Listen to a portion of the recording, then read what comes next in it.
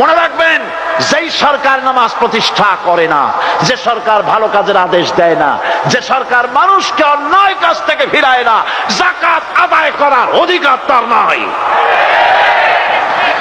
সুতরাং এমন এক সময় আসবে যখন আবার আমাদের জন্য সুখ শান্তি ফিরে আসবে। সেজন্য কোরআনের কাছে আসতে হবে। কার কাছে? এই কোরআন হলো সেই কোরআন। আমার নবী বলেছেন, মান ক্বালা বিহি সাদাকা।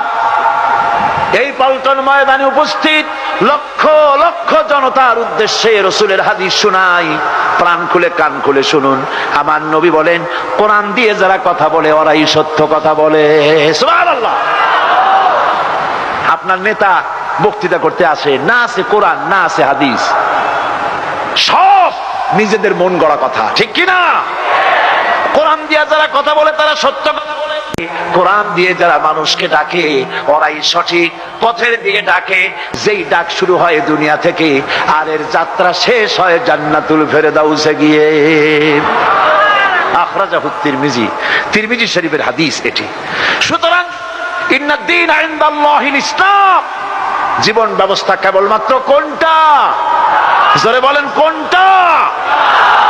এই ইসলামের আইনের সামনে মাথা নত করে দিতে হবে।